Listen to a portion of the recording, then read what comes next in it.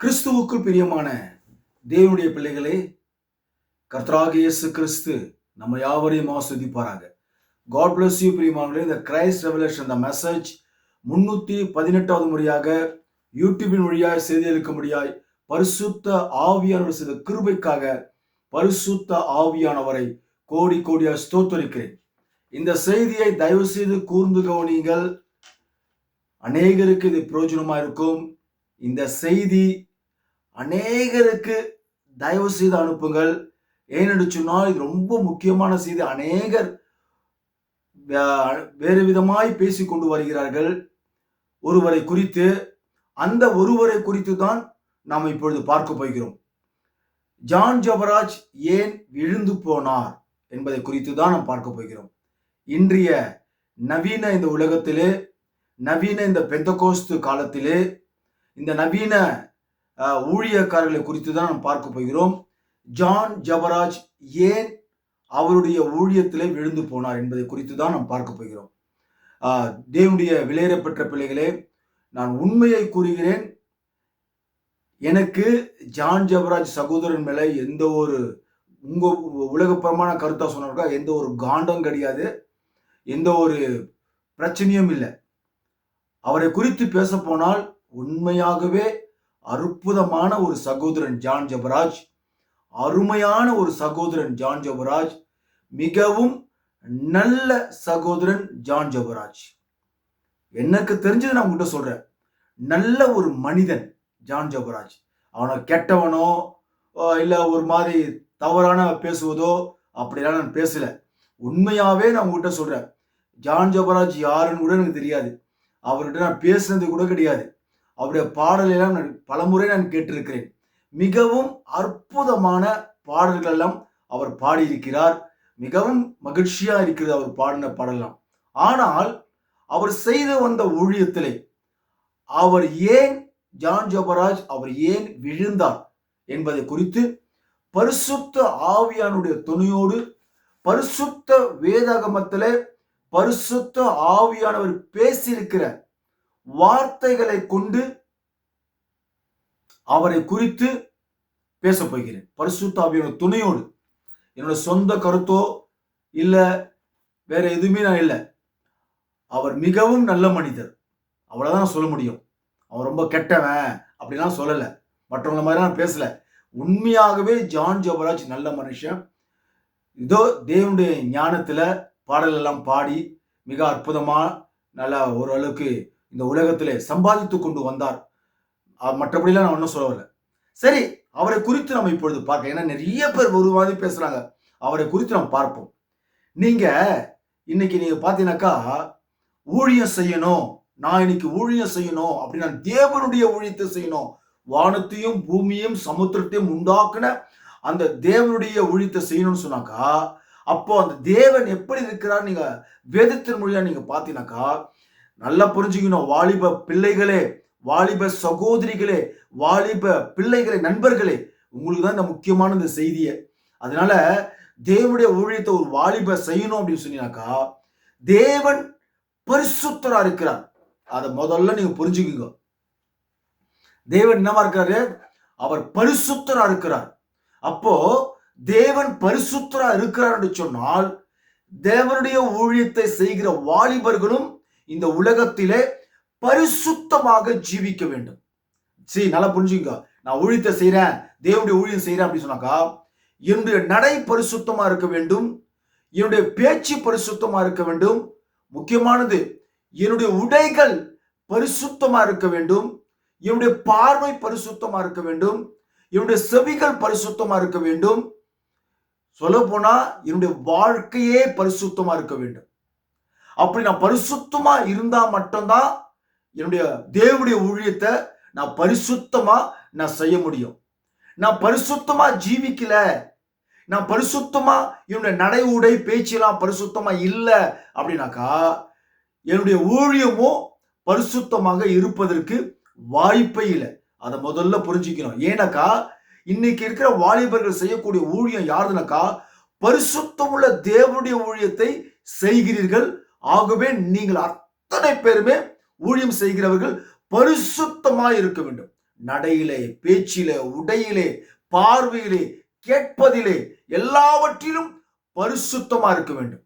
அப்படி இருந்தாதான் நம்ம ஊழியமும் பரிசுத்தமா இருக்க முடியும். ஓகே, சரி. இப்போ இந்த சகோதரன் ஜான் ஜெபராஜ், அருமையான ஒரு நல்ல ஜான் ஜெபராஜ், அற்புதமான சகோதரன், நல்ல மனிதன், நல்ல சகோதரன்.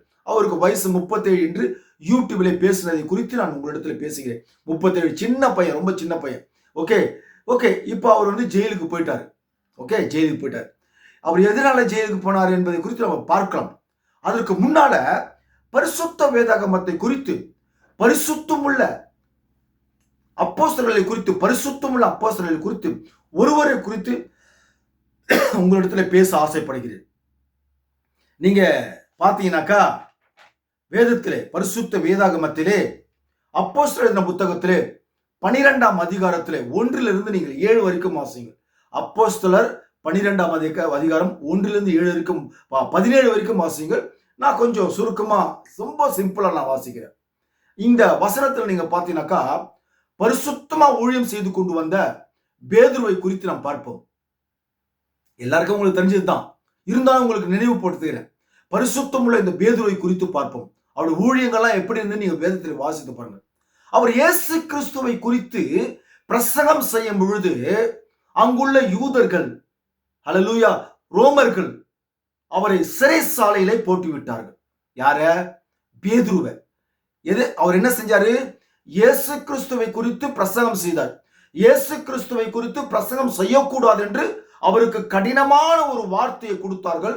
அவர் அதற்கு மீறி இயேசு கிறிஸ்துவை குறித்து பிரசங்கம் செய்தபடினாலே அவரை சிறைச்சாலையிலே போட்டார்கள். நம்பர் 1 நல்லா புரிஞ்சுக்கணும். நம்பர் 2, இவரை சிறைச்சாலையிலே போட்ட உடனே கர்த்தரை விசுவாசிக்கிற, யார? கர்த்தரை விசுவாசிக்கிற, கர்த்தராகிய இயேசு கிறிஸ்துவை விசுவாசிக்கிற அந்த பிள்ளைகள், பேதுருடைய உபதேசத்தை கேட்டு அவர்கள் மனம் திரும்பின பிள்ளைகள், அவர்கள் பேதுரு சிறைச்சாலையில இருக்கிறார் என்பதை கேள்விப்பட்டு விசுவாசிகள் ஒரு வீட்டிலே அமர்ந்து கொண்டு பேதுருவுக்காக ஊக்கத்தோடு, கண்ணீரோடு, தாகத்தோடு அவர்கள் ஜெபம் செய்தார்கள் என்று நாம் வேதத்திலே வாசிக்கிறோம். இவர்களுடைய விசுவாசிகளுடைய ஜெபத்தை கேட்டு கர்த்தர் ஒரு தூதனை சிறைச்சாலையில் அனுப்பி அவரை சங்கிலியெல்லாம் விடுதலையாக்கி சிறைச்சாலையிலிருந்து, ரொம்ப பெரிய ஸ்டோரி, நான் சுருக்கமா தான் சொல்றேன், சிறைச்சாலையிலிருந்து அவரை வெளியே கொண்டு வந்தார். சரி, இப்போ இந்த பேதுரு எதற்காக சிறைச்சாலையில போனார் என்று சொன்னால், இந்த பரிசுத்தம் உள்ள பேதுரு இயேசு கிறிஸ்துவை குறித்து பிரசங்கம் செய்தபடினாலே அவர் சிறைச்சாலையிலே போனார். ஆச்சுங்களா? உங்களுக்கு எல்லாம் தெரிஞ்சதுதான் இது. நம்பர் 1. இப்போ அருமையான சகோதரன், நல்ல சகோதரன் ஜான் ஜெபராஜை குறித்து நாம் பார்ப்போம். ஜான் ஜெபராஜ் எதற்காக அவருடைய ஊழியத்திலே விழுந்து போனார் என்பதுதான் இந்த செய்தி. அதுக்கு முன்னால சில கருத்துக்களை உங்களிடத்தில் பேச ஆசைப்படுகிறேன். இப்போ இந்த ஜான் ஜெபராஜை பாருங்க. இந்த ஜான் ஜெபராஜ் அருமையான சகோதரன், நல்ல சகோதரன். அவருடைய நீங்க பாத்தீங்கன்னாக்கா இவரை போலீஸ் பிடிக்கும்போது ஒரு ரூம்ல ஒரு ஸ்திரியோட, அதாவது இவருக்கு ஏற்கனவே பழகப்பட்ட அந்த ஸ்திரியோட, அந்த ஸ்திரியை தான் திருமணம் செய்து கொள்ள வேண்டும் என்று அவர் நினைத்திருக்கிறார் அப்படின்னு யூடியூப்ல எல்லாம் பேசுறாங்க. எல்லாருமே சொல்றாங்க, குடும்பமா சொல்லுது, அது ஒரு பக்கம் இருக்கட்டும். இப்போ அதனால அந்த பெண்ணோடு அந்த ரூம்ல இருந்தபடினால போலீஸ்காரர்கள் அவரை கைது செய்து விட்டார்கள். கைது செய்வதற்கு முன்பாக அவர் வந்து ஒளிஞ்சு இருந்தார். போலீஸ்ல கண்ணில் அகப்படாம மறைந்திருந்தார். பின்னால போலீஸ் பிடிச்சிருச்சு, அவரை கேட்ச் பண்ணாங்க. எங்க கேட்ச் பண்ணாங்க? ஏதோ ஒரு ரூம்ல, லாட்ஜ் இல்லையான்னு தெரியல, ஏதோ ஒரு சம்திங் ஒரு ரூம்ல அவரை கேட்ச் பண்ண. ஒரு பொண்ணு இருக்கும்போது, அது பொண்ணோட. ரெண்டாவது கேட்ச் பண்ண பிற்பாடு அவர் இன்னைக்கு பாருங்களேன், மொட்டைக்கை டிஷர்ட், நான் யூடியூப்ல பார்த்து தான் கொண்டு சொல்றேன். மொட்டைக்கை டிஷர்ட் சின்ன பசங்க போட மாட்டாங்க, இந்த 15 வயசு பசங்க, அது மாதிரி மொட்டைக்கை டிஷர்ட் போட்டுக்கின்னு ஒரு சாதாரணமா அவரை கேட்ச் பண்ணிட்டாங்க. இயேசு கிறிஸ்துவை பிரசங்கம் பண்ணும்போது அவரை கேட்ச் பண்ணல. ஒரு விபச்சாரியோடு இருக்கும்பொழுது, அப்படிதான் நான் சொல்லுவேன், ஒரு விபச்சாரியோடு இருக்கும் பொழுது அவள் ஒரு விபச்சாரி, ஆவிக்குரிய விபச்சாரி. அந்த ஆவிக்குரிய விபச்சாரியோடு இருக்கும்போது அவரை கேட்ச் பண்ணிட்டாங்க. அந்த அருமையான ஜான் ஜெபராஜ பிரசங்கம் பண்ணும் போது கேட்ச் பண்ணல. ஓகேங்களா? இப்போ பேதுருடைய ஊழியத்தை பாருங்க. இந்த ஜான் ஜெபராஜ், அருமையான சகோதரன் ஜான் ஜெபராஜ எதற்காக சிறைச்சாலையில போட்டார்கள்? ஒரு பெண்ணோடு இருக்கும்பொழுது, இல்ல இவருடைய தரகுறவான ஒரு சிறிய பெண்களோட ஏதோ தப்பா நடந்துக்கினாரு அப்படின்னு சொல்றாங்க. இதெல்லாம் நான் நம்புறேன் நம்பல ரெண்டாவது பிரச்சனை அப்படின்னு மக்கள் சொல்றாங்க, அவங்க குடும்பம் சொல்லுது, உறவினர்கள் சொல்றாங்க.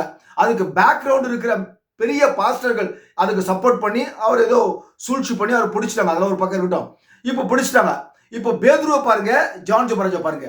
பேதுரு இயேசு கிறிஸ்துவை குறித்து பிரசங்கம் பண்ணாரு, சிறைசாலையில போயிட்டாரு. இவரு தவறான குற்றச்சாட்டு நிமித்தமாக ஏதோ ஒரு குற்றச்சாட்டுனால பெண் தொடர்பு சின்ன பசங்களோட தப்பா நடந்துங்க சொல்லிட்டு ஒளிஞ்சிருந்து ஒரு பெண்ணோட வேறொரு பெண்ணோட அவரு ரூம்ல இருக்கும் பொழுது ரூம்ல தனிமையில 2 பேர் தான் இருக்கிறாங்க. வாலிப சகோதரர்களே 2 பேர் ரூம்ல இருக்கும்போது எப்படி இருந்தாங்க இதெல்லாம் நமக்கு எல்லாம் தெரியாது. ஆனா எப்படி இருந்தாங்கன்றது கர்த்தர் பார்த்து கொண்டிருக்கிறார். அவங்க என்ன செஞ்சாங்க என்று கர்த்தர் பார்த்து கொண்டிருக்கிறார். மனுஷ கண்களினாலே அவர்கள் மறைக்கலாம், தேவனுடைய கண்களினாலே மறைக்க முடியாது. ஆக மொத்தத்துல 2 பேர் தனிமையிலே ஒரு ரூம்ல இருந்தாங்க, கேட்ச் பண்ணியாச்சு. சரி, அது ஓகேங்களா? இப்போ சிறைசாலையில போட்டுட்டாங்க. இப்போ உலகத்துக்குரிய வாலிபர்கள், கர்த்தரை விசுவாசிக்கிற பிள்ளைகள் வாலிபர்கள் சொல்றாங்க, நாங்க ஜான் ஜோபராஜுக்காக ஊர்வலம் நடத்த போகிறோம், கவர்மெண்ட்டுக்கு விரோதமா நாங்க விடுதலையாக்கும்படியாக இளைஞர்கள் அத்தனை, தமிழ்நாட்டில் இருக்கிற விசுவாசி இளைஞர்கள் அத்தனை ஊர்வலம் நடத்த போகிறோம் என்று அவர்கள் வெளியிட்டாங்க, யூடியூப்ல வெளியிட்டாங்க. அதை பார்த்தேன். பேதுரு சிறைசாலையில் இருக்கும்போது கர்த்தரை விசுவாசிக்கிற அந்த ஜனங்கள் ஒரு வீட்டில் அமர்ந்து கொண்டு பேதுருக்காக ஜெபம் பண்ணாங்க. இன்னைக்கு இருக்கிற விசுவாசிங்க அவனுக்காக ஜெபம் பண்ணாம நாங்க ஊர்வலம் நடத்த போறோம் அப்படின்னு அவங்க சொல்றாங்க. இவங்க இந்த கிறிஸ்தவர்களை பாருங்க, பேதுரு இருந்த நாட்கள்ல அந்த கிறிஸ்தவர்களை பாருங்க, 2 கிறிஸ்தவர்களுக்கு எவ்வளவு வித்தியாசம் இருக்குது பாருங்க. பாத்தீங்களா? நம்பர் 2, அருமையான ஜான் ஜோபராஜ், நல்ல மகன், நல்ல சகோதரன். அந்த ஜான் ஜோபராஜை தன்னோட ஊழியத்தில் நீங்கள் பார்க்கும்போது ஆடைகளை பாருங்கள். டிஷர்ட், சின்ன சின்ன டிஷர்ட் போட்டுக்குது, மோஸ்ட்லி டிஷர்ட் போட்டுக்குது. அப்புறம் கலர் கலரா சினிமா ஆக்டர்ஸை போல ட்ரெஸ்ஸுகளை அணிந்து கொள்வது, அப்புறம் தன் முகத்துல மேக்கப் போட்டுக்குவது. ஒரு சினிமா நடிகர்கள் எப்படி இருக்கிறார்களோ அப்படியா அவர் ஆடைகளை அணிந்து கொண்டு சபையிலே தேவனுடைய வார்த்தையை மிக அற்புதமாய் பாடுகிறார். நல்லா புரிஞ்சுக்கணும், பிசாசு இருக்கிறானே இயேசு கிறிஸ்துவை சோதிக்கும் பொழுது அவருடைய சொந்த கருத்தெல்லாம் இயேசுநாதர்கிட்ட பேசல, வேதத்தில் இருக்கிறத கரிச்சு வேதம் சொல்லுகிறதே என்றுதான் இயேசுநாதர்கிட்ட பேசினான் சாத்தான். அதே போல ஜான் ஜோபராஜும் வேதத்திலிருந்து எடுத்துதான் பாடல்களை அற்புதமாய் பாடி கட்டி அதை பாடி இசையமைத்து அவர் பாடினார். அவர் பாடினது மட்டுமல்லாமல் சபையிலே கூத்தாடி ஒரு ஊழியக்க தேவனுடைய மனுஷன். நல்லா புரிஞ்சுக்குங்க, இன்றைக்கு இருக்கிற தேவனுடைய மனுஷனை பாருங்க, பரிசுத்த வேதாகமத்தில் இருக்கிற தேவனுடைய மனுஷனை பாருங்க. இப்போ இந்த தேவனுடைய மனுஷன் என்ன பண்றான்னு கேட்டா, கூத்தாடி சபையில எல்லாரையும் ஆட வச்சு இன்னைக்கு இருக்கிற இளைஞர்களை அவருடைய இசையிலையும் அவருடைய பாடலையும் ஜனங்களை, வாலிப சகோதரர்களை அப்படியே மயக்கி வச்சு எல்லாரையும் ஆட வச்சுன்னு இருக்கிறான் சகோதரன். இது தேவனுடைய ஊழியமா? உங்களை நான் கேட்கிறேன், இதை பார்த்து கொண்டிருக்கிற அருமையான வாலிப சகோதரியே, வாலிபர்களே, இது தேவனுடைய ஊழியமா? பாட்டு பாடுவது தேவனுடைய ஊழியமா? நடனம் ஆடுவது தேவனுடைய ஊழியமா? அப்படி பரிசுத்த வேதாகமத்திலே ஜான் ஜோபராஜ் செய்வது போல, இன்றைய ஜான் ஜோபராஜ் செய்வது போல சீடர்கள் அப்படியாவது செஞ்சாங்களா? நல்லா புரிஞ்சுக்குங்க, இயேசு கிறிஸ்து வருவதற்கு முன்பாக தாவீது நடனம் ஆடினார் என்று வேதத்தில் நாம் வாசித்திருக்கிறோம். அவர் எப்படி நடனம் ஆடினார் நீ நான் பார்த்தோமா? ஜான் ஜோபராஜ் பார்த்தாரா? அவருடைய நடனத்தை கர்த்தர் ரசித்தார். அவர் தாவீது ஆடின நடனத்தை கர்த்தர் ரசித்தார். அவர் எப்படி ஆடினார் என்று உங்களுக்கு தெரியாது. சரி, அது ஒரு பக்காச்சா. அப்புறம் இயேசுநாதர் வந்துட்டாரு, மரிச்சாரு, உயிர்த்தெழுந்தாரு. அப்புறமா அதுக்கப்புறம் இயேசுடைய சீடர்கள் வராங்க. இயேசுடைய சீடர்கள் ஜான் ஜோபராஜ் தாவீது நடனம் ஆடினார் சொல்லிட்டு இந்த சீடர்கள் பேதுருவோ இல்ல மார்க்கோ இல்ல லூக்காவோ இல்ல மத்தையோவோ இல்ல பவுலோ இல்ல மார்ட்டின் லுத்தரோ இல்ல வெஸ்லியோ இல்ல கொலம்பாவோ இர்னியஸோ இல்ல எத்தனையோ தீர்க்கதரிசிகள் எழுப்பினாங்க. இந்த தீர்க்கதரிசிகள் அவங்க காலத்துல தாவீது நடனம் ஆடினார் சொல்லி இவங்களாம் தன்னுடைய சபையில நடனம் ஆடினாங்கன்றத நீங்க என்ன கேள்விப்பட்டிருக்கிறீங்களா? அவங்களா நடனம் ஆடல, அவங்க அத்தனை பேருமே இயேசு கிறிஸ்துவை குறித்து பிரச்சாரம் பண்ணாங்க கிராமத்துல போயிட்டு. ஆனா இந்த அருமையான சகோதரன் ஜான் ஜோபராஜ் தாவீதை சுட்டி காமிக்கிறார். அவர் ஆடினார் பத்தியான்னு சொல்லிட்டு. அவர் எப்படி ஆடினா நீ பாத்தியா? அவர் எப்படி ஆடினார் எனக்கு தெரியல. ஆனா நீ எப்படி ஆடுற? கேவலமா ஆடுற சபையிலே. ஒரு ஐரு சொல்றாரு, அவன் சபையில தான் நாங்க ஆடுறான்னு சொல்லிட்டு. அப்ப சபையில கூத்து ஆடலான்னு ஒரு போதகர், ஒரு ஐரு போதகர், சிஎஸ்ஐ ஐரு போதகர், ஒரு ஐரு சிஎஸ்ஐ ஐரு போதகர் சொல்றாரு, சபையில டான்ஸ் ஆடலாமா, சபையில நடனம் ஆடு. இப்போ பெருக்குமார் கூட டான்ஸ் ஆடணும் நிறைய பேர் சொல்றாங்க. அவர் கொஞ்சம் டீசெண்டா ஒரு ஓரளவுக்கு நடனம் ஆடினாரு, சாதாரணமா ஆடினாரு. அது நம்ம குறை சொல்ல முடியாது. ஏன்னா அவர் உண்மையாலுமே ஒரு ஆவியில நிறைஞ்சி நல்ல ஒரு அற்புதமா நல்ல கரங்களை தட்டி நல்லா டீசெண்டா ஆடினாரு. அது பார்க்குற மாதிரி தான் இருக்குது. ஆனா இந்த ஜான் ஜோபராஜ் ஆடுறது சினிமாக்காரர்களை போல ஆடின்னு இருக்கிறதுனால இன்றைக்கு வர இளைஞர்கள் அத்தனை பேருமே ஜான் ஜோபராஜை காப்பி அடிச்சு இவங்கெல்லாம் ஆடின்னு வராங்க. நல்லா புரிஞ்சுக்கங்க. இந்த பாட்டு பாடுறது, தப்பாங்குத்து ஆடுறது, இதெல்லாம் தேவனுடைய ஊழியமே இல்லை. இந்த அருமையான சகோதரன் ஜான் ஜோபராஜ் செய்த ஊழியங்கள் தேவனுடைய ஊழியமே இல்லை. அதை முதல்ல தயவு செய்து உங்களை இருக்கரம் கூப்பி நான் வேண்டிக்கிறேன். அவர் செய்த ஊழியங்கள் தேவனுடைய ஊழியமே இல்லை. அவர் செய்தது அத்தனையுமே தேவனுக்கு விரோதமாக தான் அவர் செய்து கொண்டிருந்தார். ஜான் ஜோபராஜ் அவர் செய்த ஊழியத்தில் அவர் ஏன் விழுந்தார் என்பதை குறித்து நான் உங்களிடத்தில் பேச போகிறேன். இதுக்கு முன்னால் அவர் தேவனுக்கு விரோதமாக தான் அவர் ஊழியங்களை செய்து கொண்டிருந்தாரே தவிர தேவனுக்கு விருப்பமாக அவர் செய்யவே இல்லை. எத்தனை பாஸ்டர்ஸ்கள் அவருக்கு சொன்னாங்க, இது மாதிரி கூத்தாடாத, இது மாதிரி மற்றவங்களை குறித்து ரொம்ப டைரக்டா தாறுமாறா பேசாத. அவர் ஒரு வாலிப பையன், ஒரு பாஸ்டர் அப்படின்னு சொன்னாக்கா, நான் சொன்ன ஏற்கனவே உடையிலே பரிசுத்தம் இருக்க வேண்டும். எத்தனை வாலிப சகோதரிகள் அந்த வாலிப சகோதரனை இச்சித்திருப்பார்கள் என்பதை குறித்து நீங்கள் நிதானித்து பாருங்கள். அதுவே ஆவிக்குரிய விபச்சாரம் செய்து விட்டார் அருமையான சகோதரன் ஜான் ஜோபராஜ். சரி, ஓகேங்களா? நல்லா புரிஞ்சுக்கணும். ஆக இவர் சிறைசாலையில இப்ப இருக்கிறாரு சொன்னாக்கா, அவரு இயேசு கிறிஸ்துவை பிரசங்கம் பண்ணி அவர் சிறைசாலையிலே போல தவறான வழியிலே அவர் இருந்து ஒரு பெண்ணோடு இருந்தபடினாலே அவர் சிறைசாலையிலே போனார். அது கர்த்தருடைய பார்வையிலே அருவருப்பு, அது தேவனுக்கு விரோதமான ஒரு காரியம். ஹல்லேலூயா. இரண்டாவது, அவர் தேவனுடைய ஊழியத்தை செய்யவில்லை, அவர் சம்பாதிப்பதற்காக இயேசு கிறிஸ்துவை பெயரை சொல்லி அவர் சம்பாதித்துக் கொண்டு வந்தார். சரி, இன்னொரு வார்த்தையை குறித்து நான் உங்களுக்கு பேச போகிறேன். நீங்கள் பாருங்கள், 1 தீமோத்தேயு 3ஆம் அதிகாரத்திலே 1 நீங்கள் 7 வரைக்கும் வாசிங்கள். நான் சுருக்கமாய் வாசிக்கிறேன்.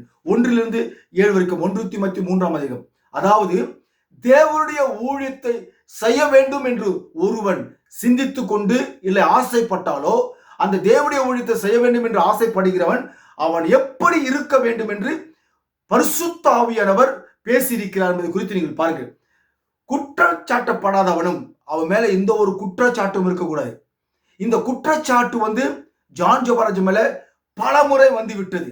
அப்போ ஜான் ஜோபராஜ் இந்த ஒரு வார்த்தையில அவர் விழுந்து விட்டார்.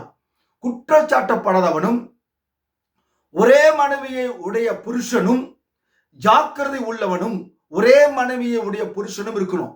ஆனா இந்த ஜான் ஜோபராஜ் ஒரே மனைவியை வைத்துக்கொண்டு வேறொரு சகோதரியோடு தொடர்பு வைத்திருக்கிறார். ஆக இந்த வார்த்தையிலும் ஜான் ஜோபராஜ் விழுந்து விட்டார். அப்ப ஒரே மனைவியை உடையவனா அவன் இருக்கவில்லை. ஜான் ஜோபராஜ் ரொம்ப ஜாக்கிரதையா இருக்கணும். ஆனா ஜான் ஜோபராஜ் தன் ஊழியத்திலே ஜாக்கிரதையாக இல்லை, ரொம்ப அசால்ட்டா, ரொம்ப ஒரு மாதிரியா அவர் ஊழியத்தை நடத்தி கொண்டு வந்தார். தெளிந்த புத்தி உள்ளவனும், தெளிந்த புத்தி ஜான் ஜோபராஜுக்கு இல்லவே இல்லை. பாருங்க, இப்ப நான் படிக்கிறதுல கொஞ்சம் கூட ஜான் ஜோபராஜுக்கோ இந்த வார்த்தைக்கோ சம்பந்தமே இல்லை.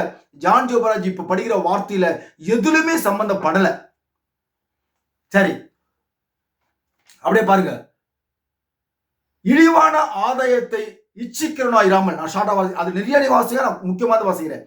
இழிவான ஆதாயத்தை இச்சிக்கிறனா இராமல் வேத வாக்கியம் சொல்லுகிறது. இழிவான ஆதாயத்தை இச்சிக்கிறனா இராமல். ஆனால் ஜான் ஜோபராஜ் இழிவான ஆதாயத்தை இந்த உலகத்திலே அவன் செய்த ஊழியத்திலே இச்சித்து கொண்டு வந்தான். நான் பிளைட் வாங்கணும், நான் அது வாங்கணும், இது வாங்கணும், நான் பெரிய 5 ஸ்டார்ல, அவர் 5 ஸ்டார்ல சாப்பிட்றதெல்லாம் யூடியூப்ல போட்டு காமிச்சாரு. இதெல்லாம் எதுக்காக செய்யணும்? இதெல்லாம் நீ சாப்பிட்றதுக்கு மக்கள்கிட்ட போட்டு காமிக்கிற.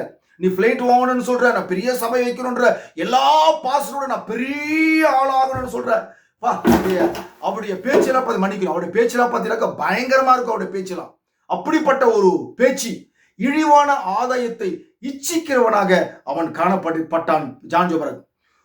பொறுமை உள்ளவனும், பொறுமையா இருக்கணும். ஊழியக்காரங்க சொன்னா சும்மா சாதாரண விஷயம் இல்ல, ரொம்ப பொறுமை தேவை. ஆனா ஜான் ஜோபராஜுக்கு பொறுமை என்பதே கிடையாது.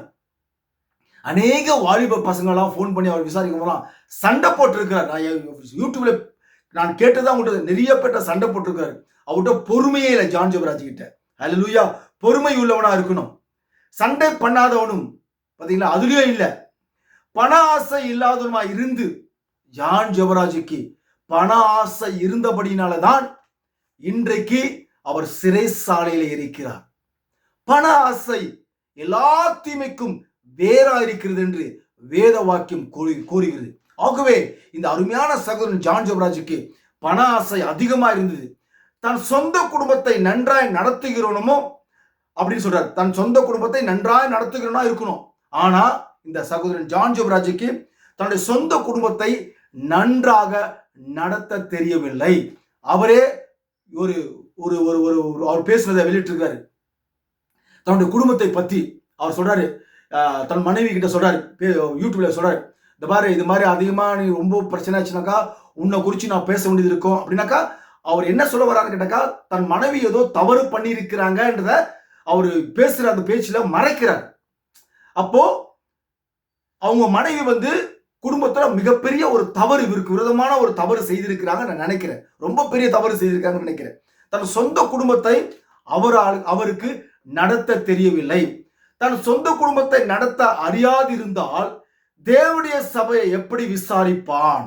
அல்லேலூயா. பாருங்க அருமை சகோதரனே, இந்த அருமையான சகோதரன் ஜான் ஜோபராஜுக்கு இப்ப நான் வாசித்த இந்த வசனங்களிலே ஒரு வார்த்தையில கூட அவர் சரியாக தன் வாழ்க்கையில இல்லை. தன் சொந்த குடும்பத்தை நடத்த தெரியாதவனுக்கு எப்படி தன் சபையை விசாரிப்பான் என்று வேத வாக்கியம் சொல்லுகிறது. ஆகவே தன்னுடைய சபையை சரியாக விசாரிக்கவும் தெரியல, தன்னுடைய சொந்த குடும்பத்தையும் அவருக்கு நடத்த தெரியல. நான் அதிகமா பேசல, ரொம்ப சுருக்கமாக பேசுறேன். பேச போனா நிறைய பேசலாம், நான் சில கலெக்ஷன் பண்ணி வச்சுக்கிறத பார்த்தாக்கா. அதனால இந்த ஜான் ஜோபராஜுக்கும் தேவனுடைய ஊழியத்துக்கும் எந்த ஒரு சம்பந்தமுமே கிடையாது. ஆக இன்றைக்கு அவருடைய சர்ச்சு கூட இழுத்து மூடிட்டாங்க. பல பிரச்சனைகள் அது. ஓகேங்களா? இப்ப பாருங்க, அவன் பிசாசு அடைந்த ஆக்கினில் விழாதபடிக்கு நூதனமான சீஷரா இருக்கக்கூடாது என்று வேத வாக்கியம் 6ஆம் வசனத்துல சொல்லுகிறது. ஆக இந்த அருமையான சகோதரன் ஜான் ஜோபராஜ் நீ பாத்தீங்கன்னாக்கா இவன் நூதனமான சீஷனா தான் இந்த உலகத்திலே அவருடைய ஊழியத்திலே அவன் செய்து கொண்டிருந்தான். நூதனமான சீஷன், அதாவது தேவனுடைய ஞானத்திலே மிக நூதனமான பாடல்களை பாடி நூதனமான இசைகளை அமைத்து மன்னிக்கணும் நூதனமான வித்தியாசமான சினிமா நடனங்களை ஆடி அவர் தன் ஊழியத்தை நடத்தி கொண்டு வந்தார். அருமையான வெளியேறப்பட்ட வாலிபர்களே, நல்லா புரிஞ்சுக்குங்க, ஜான் ஜோபராஜுக்கு எனக்கு எந்த ஒரு விரோதமும் இல்லை. தேவனுடைய ஊழியத்தை தாறுமாறா செய்கிறபடினால்தான் அவரை குறித்து நான் உங்களிடத்தில் பேசுகிறேன். ஆகவே இந்த ஜான் ஜோபராஜ் தன்னுடைய சொந்த குடும்பத்துக்கு நடத்த தெரியவில்லை, தன் சொந்த குடும்பத்தை நடத்த தெரியவில்லை. பிசாசின் கண்ணியிலும் விழாதபடிக்கு என்று ஒரு வார்த்தை இருக்கிறது. ஆக இந்த ஜான் ஜோபராஜ் தன்னுடைய வாழ்க்கையில ஊழியத்திலே பிசாசின் கண்ணியிலே விழுந்து விட்டார். ஒரு பெண்ணின் இச்சையிலே அவன் விழுந்து அவளோடு விபச்சாரம் செய்து விட்டார். அப்படிதான் சொல்லணும். உண்மை அதுதான். ஒரு அறையில இரவு முழுவதும் 2 பேர் இருந்தாங்கன்னாக்கா நீங்க நினைக்கிற மாதிரி தனித்தனியா இருக்கிறதுக்கு வாய்ப்பே இல்லை. ஒரு அறையில 2 பேர் எத்தனோ முறை இருந்திருக்கிறாங்க. ஆக மொத்தத்துல நிச்சயமாவே தேவனுடைய பார்வையில அவர் விபச்சாரம் செய்திருக்க வேண்டும். உண்மை அதுதான். சரி, நீங்களாம் நம்புறீங்களே நம்பலையோ அதை பத்தி இல்ல. ஆனா தேவனுடைய பார்வையில் நிச்சயமா அவரு மறைக்கவே முடியாது. ஆக பிசாசின் கண்ணிலே அவர் விழுந்து விட்டார். தேவனுடைய ஊழியத்துக்கும் அவருக்கும் எந்த சம்பந்தமும் இல்லை. பேதுரு சிறைசாலையில் இருக்கும் பொழுது தூதர்களை கர்த்தர் அனுப்பினார் விசுவாசிகளுடைய ஜெபத்தை கேட்டு. சிந்தித்து பாருங்கள், உண்மையான தேவனுடைய மனுஷனாக இந்த அருமை சகோதரன் காணப்பட்டால் சிறைசாலைக்கு எப்பொழுது போவதற்கு வாய்ப்பே இல்லை. உன்னுடைய வாழ்க்கையில நிறைய தவறு பண்ணிருக்கிற. இப்ப நான் படிச்சேனே இந்த சப்ஜெக்ட்ல கடுகளவு அவருக்கு சம்பந்தமே இல்லை. ஆக தேவனுடைய ஊழியத்தை செய்வதற்கு அருகதை அற்றவர் இந்த ஜான் ஜெபராஜ். சரி, இப்போ இவர் ஏன் விழுந்தார்? அவருடைய ஊழியத்தில் செய்யும்போது அவர் ஏன் விழுந்தார் என்பது குறித்து நாம் இப்பொழுது பார்க்க போகிறோம். நீங்கள் வாசித்து பாருங்கள். வேதத்திலே அருமையான ஒரு வார்த்தை உங்களுக்கு காண்பிக்கின்றேன். ஸ்தோத்திரம். யாக்கோப்பு 4ஆம் அதிகாரம் 6ஆம் வசனத்தை பாருங்கள். யாக்கோப்பு 4ஆம் அதிகாரம் 6ஆம் வசனத்தை பாருங்கள். ஒரு வசனம் அங்க இருக்கும். தேவன் பெருமை உள்ளவனுக்கு எதிர்த்து நிற்கிறார் என்று ஒரு வார்த்தை இருக்கிறது. ஆகவே தன்னுடைய வாழ்க்கையிலே இந்த ஜான் ஜெபராஜ் சொல்லக்கூடிய அந்த அருமையான சகோதரனுக்கு மிகவும் பெருமை உள்ளவனாக காணப்பட்டான். அல்லேலூயா. இந்த ஜான் ஜெபராஜ் தன் ஊழியத்திலே அதிக பெருமை. அதுதான் ஃபர்ஸ்ட் பிகினிங். அந்த பெருமை எப்போ இந்த ஜான் ஜெபராஜுக்கு ஆரம்பத்த பிகினிங்ல ஃபர்ஸ்ட் இந்த ஜான் ஜெபராஜுக்கு பெருமை என்னும் ஆவி அவனுக்குள், அதாவது ஆரம்பத்துல வரல, காலேஜ்ல போய் படிச்சார அப்ப வரல. இந்த ஊழியத்தை ஆரம்பிச்சு எப்போ ஒரு டெவலப் ஆகுறாரோ, எப்போ அந்த பெருமையின் ஆவி இவருக்குள் வந்ததோ அன்னைக்கே அந்த நிமிஷமே தேவன் ஜான் ஜெபராஜுக்கு எதிர்த்து நின்றபடியினாலே இந்த ஜான் ஜெபராஜ் விழுந்து போனான் தன்னுடைய ஊழியத்திலே. அதை மட்டும் மறக்காதீங்க. எப்போ இந்த பெருமையின் ஆவி ஜான் ஜெபராஜுக்குள் வந்ததோ சாத்தான் ஜான் ஜெபராஜுக்குள் உள்ளே நுழைந்து விட்டான். நீங்கள் வேதத்திலே வாசித்து பாருங்கள். யூதாஸ் மிகவும் நல்லவன். யூதாசுக்குள் சாத்தான் புகுந்தான் என்று வேத வாக்கியம் கூறுகிறது. அது எல்லாருக்குமே உங்களுக்கு தெரியும். ஆகவே அந்த யூதாசுக்குள் சாத்தான் போனபடியினாலே இயேசு கிறிஸ்துவை அந்த யூதாசு காட்டிக் கொடுத்தான். அதே போல இந்த ஜான் ஜெபராஜுக்கு எப்போ அந்த பெருமையின் ஆவி தன் ஊழியத்திலே வந்ததோ, கொஞ்சம் நஞ்ச பெருமை இல்லைங்க ஜான் ஜெபராஜுக்கு, அளவுக்கு அடங்காமல் பெருமை வந்தது ஜான் ஜெபராஜுக்கு. அந்த பெருமையின் ஆவி எப்போ பிகினிங்ல ஸ்டார்ட் ஆச்சு நமக்கு தெரியாது, அது கர்த்தர் அறிவார். எப்போ பெருமை நாவி உள்ள வந்ததோ, பெருமை நாவி யாரு? சாத்தான். சாத்தான் தான் பெருமை உள்ளவன். இந்த சாத்தான் இருக்கிறானே, நீங்கள் எசேக்கியேல் புத்தகத்தில் 28ஆம் அதிகாரத்தில் நீங்கள் வாசித்து பாருங்கள். எசேக்கியேல் 28ஆம் அதிகாரத்தில் நீங்க 14ஆம் வசனம், அதுக்கு முன்னால 12, 13 அப்படியே வாசித்து பார்த்தீங்கன்னாக்கா, சாத்தானுக்கு பரலோகத்துல முதல் பாவமே பரலோகத்துல தான் ஸ்டார்ட் ஆச்சு. ரொம்ப பெருமை கொண்டான். தேவனுக்கு சுருக்கமா சொல்றேன், தேவனுக்கு ஈக்குவலா இருக்கணும்னு பெருமை கொண்டான். எல்லா தூதர்களை கட்டும் பெரிய மேலான தூதனா இருக்கணும்னு ஆசைப்பட்டான். எல்லாரும் அவனை தான் ஆராதிக்கணும்னு ஆசைப்பட்டான். எல்லாரும் அவனை தான் வணங்கணும்னு ஆசைப்பட்டான். தேவனுக்கு மேல போகணும்னு ஆசைப்பட்டான். பெருமை, பயங்கரமான பெருமை. ஏன்னா அழகுல சிறந்தவன், ஞானத்துல சிறந்தவன், மிக பெருமை கொண்டான். தேவன் என்னதான் பண்ணாரு? அவனை காலாலேயே ஒத்தி அடிச்சாரு, உதைச்சி தள்ளினாரு, கீழே வந்து விழுந்தான். அப்ப பரலோகத்திலேயே பிசாசு பெருமை உள்ளவனா இருந்தான். அதனாலதான் இன்னைக்கு சபையிலுக்குள்ள வந்து எல்லாரும் கலகப்படுத்தி பெருமையின் ஆவிய அநேக பாஸ்டர்களுக்கு கொடுத்து கொண்டு வந்திருக்கிறான். அந்த பெருமையின் ஆவி சொல்லக்கூடிய அந்த சாத்தான், பெருமையின் ஆவி உள்ளவன் சாத்தான், அந்த ஜான் ஜெபராஜுக்குள்ள எப்போ வந்து பெருமையின் ஆவி வந்ததோ அப்பவே தேவன் எதிர்த்து நின்றார். ஹல்லேலூயா. எப்போ தேவன் எதிர்த்து நின்றாரோ அன்றைக்கே ஜான் ஜெபராஜுடைய ஊழியம் உடைந்து போய்விட்டது. இதாங்க காரணம். ஜான் ஜெபராஜ் தன்னுடைய ஊழியத்தில் விழ காரணமே அவன் பெருமை நிமித்தம், தேவன் அவனுக்கு எதிர்த்து நின்றது நிமித்தமாக தான் ஜான் ஜெபராஜ் தன்னுடைய வாழ்க்கையில ஊழியத்திலே விழுந்து போனான். 1 பேதுரு 5ஆம் அதிகாரம் 5ஆம் வசனத்தை பாருங்கள். இளைஞரே மூப்பருக்கு கீழ்ப்படியுங்கள். இன்றைக்கு இருக்கிற இளைஞர்கள் மூப்பர்களுக்கு கீழ்ப்படுகிறாங்களா? இல்லையா? சபையிலே இன்றைக்கு இருக்கிற இளைஞர்கள், வாலிப பெண்கள், வாலிப சகோதரர்கள் மூப்பர்கள் எல்லாம் கீழ்ப்படுகிறது இல்லை. எந்த சபையிலுமே மூப்பர்கள் எல்லாம் கீழ்ப்படுகிறது இல்லை. அதனால ஆண்டவர் சொல்றாரு, இளைஞரே மூப்பருக்கு கீழ்ப்படிங்கள், நீங்கள் எல்லோரும் ஒருவருக்கு ஒருவர் கீழ்ப்படிந்து மனத்தாழ்மையை அணிந்து கொள்ளுங்கள். மனத்தாழ்மையை அணிந்து கொள்ளுங்கள். இந்த மனத்தாழ்மை இருக்குதே, அந்த மனத்தாழ்மை கடுகளவு அருமையான சகோதரன் ஜான் ஜெபராடத்துல இல்ல. ஹல்லேலூயா. அதனாலதான் அவரோட சபை உடைந்து போனது. அதனாலதான் அவர் சிலை சாலையில இருக்கிறார். சரி, அப்ப வசனம் பாருங்க. பெருமை உள்ளவனுக்கு தேவன் எதிர்த்து நிற்கிறார். 1 பேதுரு 5ஆம் அதிகாரம் 5ஆம் வசனம் மறுபடியும் சொல்றாரு. பெருமை உள்ளவனுக்கு தேவன் எதிர்த்து நிற்கிறார், தாழ்மை உள்ளவனுக்கு கிருபை அளிக்கிறார். 1 யோவான் 2ஆம் அதிகாரம் 16ஆம் வசனத்தை பாருங்க. மாமிசத்தின் இச்சையும் கண்களின் இச்சையும் மாமிசத்தின் இச்சையும். ஜான் ஜெபராஜுக்கு மாமிசத்தின் இச்சை பயங்கரம். அதனாலதான் அவர் சினிமா ஆக்டர் போல ட்ரெஸ்ஸுகளை கலர் கலரா ஷைனிங்கான ஷர்ட்டை போட்டுன்னு நல்லா பேண்ட்டை போட்டுன்னு சும்மா டீ எல்லாம் போட்டுன்னு சும்மா ஜக ஜக ஜக ஜகன்னு பையன் அப்படியே அந்த மேடையில போயிட்டு அப்படியே டான்ஸ் ஆடி கலைக்கு பாடல அருமையான பாடலை பாடி நடனம் ஆடி இங்கிலீஷ்லாம் பேசி மக்கள் அப்படியே கவர்ச்சி படுத்தி மக்கள் அப்படியே கவர்ந்துட்டான் பையன். அது யாரு? ஜான் ஜெபராஜ் இல்ல. அருமை வாலிபர்களே, அது ஜான் ஜெபராஜ் செய்யல. யூதாசு இயேசுவை முத்தம் கொடுத்தானே, கட்டி பிடிச்சி முத்தம் கொடுத்தானே, அது யூதாசு இல்ல. யூதாசுக்குள் இருந்த சாத்தான் இயேசுவை கட்டி பிடித்து முத்தமிட்டு நான் அவனை என்ன பண்ண போறேன் பாரு சொல்லி நிறைய சொல்லலாம். அதை பறிச்சு பிசாசு முத்தம் கொடுத்தான் இயேசுநாதர, யூதாசு முத்தம் கொடுக்கல. ஹல்லேலூயா. அது போல இந்த ஜான் ஜெபராஜ் நல்லா பாட்டு பாடுறான். யாரு பாட்டு பாடுறது? ஜான் ஜெபராஜ் பாட்டு பாடல.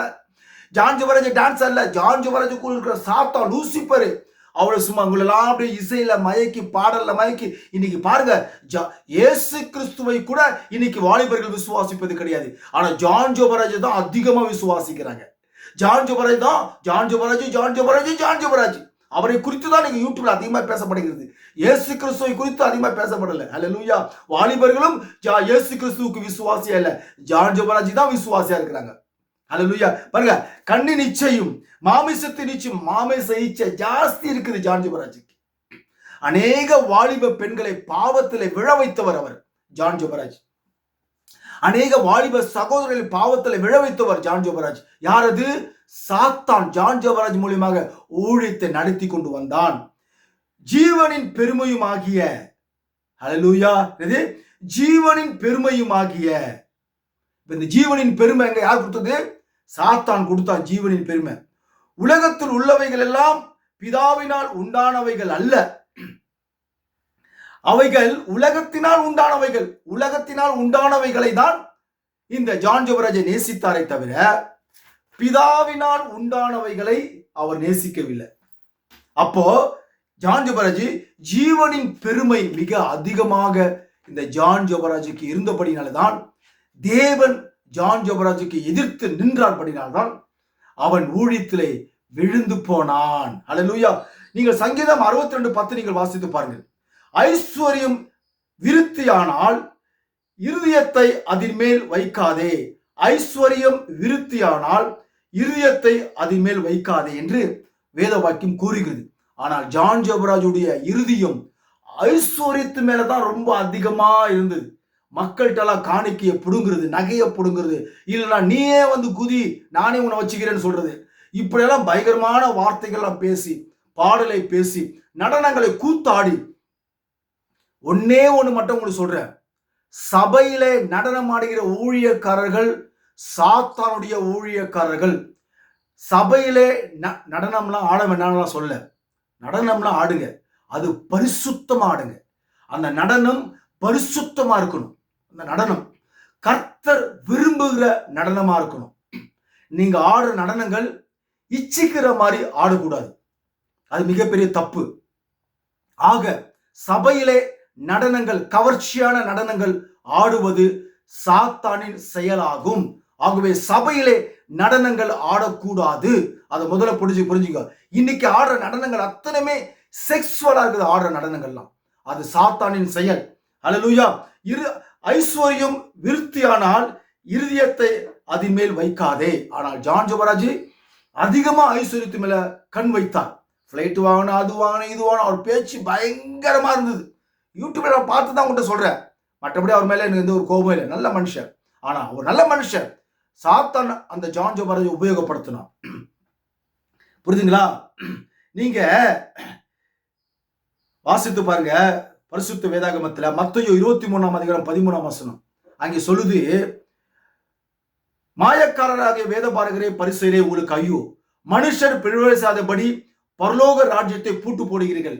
நீங்கள் அதில் பிரவேசிப்பதும் இல்லை, பிரவேசிக்க போகிறவர்களும் பிரவேசிக்க விடுகிறதும் இல்லை.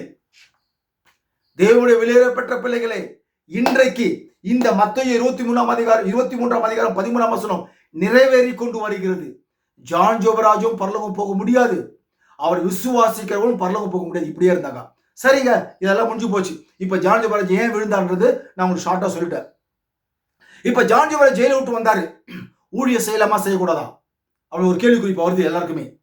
ஜான் ஜோபராஜ் இப்ப வந்தானாக்கா வேதத்தின் அடிப்படையிலே பார்க்க போனால் சட்ட பிரகாரமாக ஊழியம் செய்யக்கூடாது. ஏன் கேட்டாக்கா, தன் குடும்பத்தை நடத்த தெரியாதவன் அவன் ஊழியத்தை செய்யக்கூடாது. ஒரு மனைவியை அவன் சரியாக அவன் நடத்த தெரியல, இன்னொரு பொண்ணு கிட்ட வாழப்போறேன்னு சொல்லியிருக்கிறாரு. இன்னொரு மனைவி உயிரோடு இருக்கும்போது இன்னொரு பொண்ணு கிட்ட போனான்னாக்கா அது விபச்சாரக்காரனாய் மாறிவிடுவான். ஆகவே ஜான் ஜோபராஜுக்கு இனி ஊழியங்கள் செய்வதற்கு தகுதியற்ற ஒரு மனிதன். அவர் பாடல்களை பாடலாம், இரண்டாவது கவர்ச்சியான கூத்தாட்டம் ஆடக்கூடாது. அவர் விசுவாசியாக ஏதாவது ஒரு சபையில அமர்ந்து கொண்டு ஒரு விசுவாசியா அந்த சபையிலே மூப்பராகவும் இல்ல இது மாதிரி கிராம ஊழிய செய்ய, கிராமத்துல போய் ஊழிய செய்ய, நார்த்ல போய் ஊழிய செய்யுங்க. நார்த்ல அடிக்கிறாங்க கொள்றாங்க, நார்த்ல போய் பிரச்சாரம் பண்ணுங்க. அங்க போய் பிரச்சாரம் பண்ணி டிவி சேனல் வச்சிருக்கிறவன், காலேஜ் வச்சிருக்கிறவன், ஆஸ்பத்திரி கட்டியிருக்கிறவங்க, நீங்க எல்லாம் போய் நார்த் சைட்ல போய் ஊழியம் செய்யுங்க. இங்க செய்யாதீங்க. போய் ஃபாரின்ல போய் நின்னுங்கன்னு ஒரு 2 வார்த்தையை பேசுறது அப்படிலாம் பண்ணாதீங்க. நார்த்ல போயிட்டு ஊழியம் பண்ணுங்க, அது ரொம்ப நல்லா இருக்கும்.